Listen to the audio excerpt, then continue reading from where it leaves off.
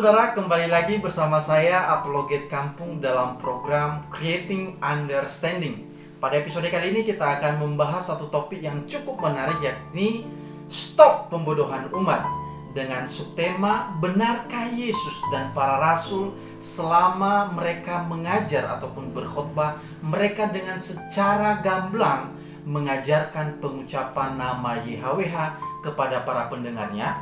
Itulah yang akan menjadi pembahasan kita pada episode ini. Di gereja dewasa ini, khususnya di Indonesia, ada beberapa oknum ataupun kelompok tertentu yang melalui ajaran mereka, saya tidak tahu apakah mereka sadar ataupun tidak sadar, telah melakukan pembodohan kepada umat Tuhan.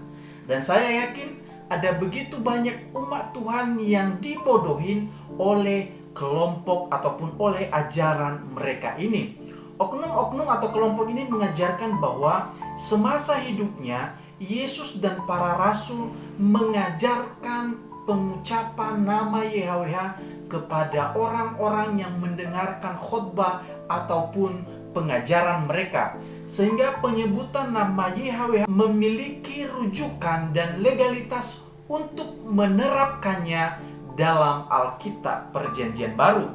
Ini adalah sebuah upaya pembodohan kepada umat Tuhan. Oknum atau kelompok ini memutarbalikkan data sejarah serta tradisi pada masa kehidupan Yesus dan kehidupan para rasul. Kita semua meyakini dan mempercayai bahwa Yesus lahir dan dibesarkan di dalam lingkungan dan budaya Yahudi. Dari aspek sosial ini, maka secara logis Yesus harus terikat dan mengikuti kebiasaan yang ada di lingkungan dan budaya Yahudi pada masa itu. Berdasarkan catatan sejarah bahwa orang-orang Yahudi sejak abad ketiga sebelum Masehi atau sekitar 300 tahun sebelum kelahiran Yesus, tidak ada satu orang pun dari orang Yahudi yang berani mengucapkan nama YHWH tersebut. Dan hal ini telah menjadi sebuah tradisi yang sangat panjang, di mana kurang lebih 300 tahun sebelum Yesus hingga saat ini, di dalam lingkungan orang-orang Yahudi tidak ada satupun yang berani menyebutkan nama YHWH tersebut secara gamblang seperti yang dilakukan oleh oknum-oknum yang merasa dirinya mengembalikan nama YHWH tersebut di dalam Alkitab maupun di dalam pengucapannya di dalam kehidupan sehari-hari. Akibat setelah orang-orang Yahudi meninggalkan ataupun tidak berani mengucapkan nama YHWH ini, sejak saat itu pun pengucapan nama YHWH ini lamban laun sudah tidak diketahui lagi.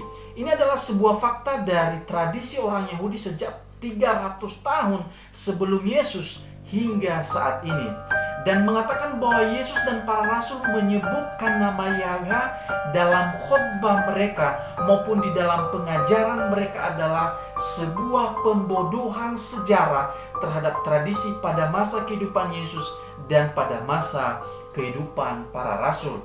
Mengatakan bahwa Yesus dan para rasul mengajarkan secara bebas pengucapan nama YHWH di dalam khotbah dan pengajaran mereka, ibarat orang Amerika berspekulasi bahwa anak-anak di Sumatera Utara itu ketika mereka menyebut nama orang tua mereka, mereka menyebut nama orang tua mereka itu secara bebas.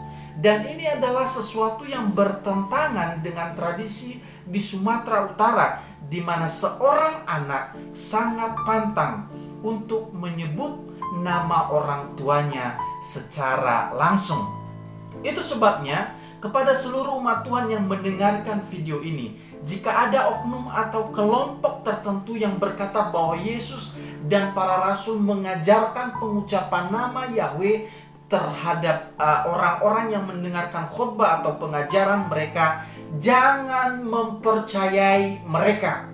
Mereka itu adalah para pemutar balik fakta tradisi pada masa kehidupan Yesus dan fakta tradisi pada masa kehidupan para rasul, bahkan hingga saat ini. Yang kedua adalah, pasti muncul pertanyaan bagi kita atau di dalam benak kita, lalu Yesus ketika membaca kitab suci baik itu di sinagoge Bagaimana Yesus menyebutkan nama YHWH tersebut? Harus dipahami bahwa nama YHWH tetap tertulis di dalam Alkitab Perjanjian Lama berbahasa Ibrani. Dan hanya saja orang-orang yang membaca kitab suci Perjanjian Lama, ketika mereka bertemu dengan kata YHWH ini, mereka akan membacanya sebagai Adonai ataupun Hashem atau Sang Nama.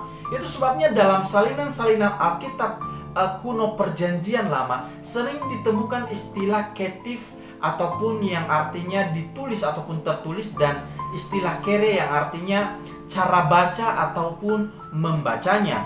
Secara tertulis memang ada tulisan YHWH, namun dalam membaca mereka menyebutnya sebagai Adonai ataupun Hashem atau Sang Nama. Dan Yesus juga mengikuti tata krama tersebut karena Yesus besar dan hidup di lingkungan yang tidak menyebutkan nama YHWH secara sembarangan.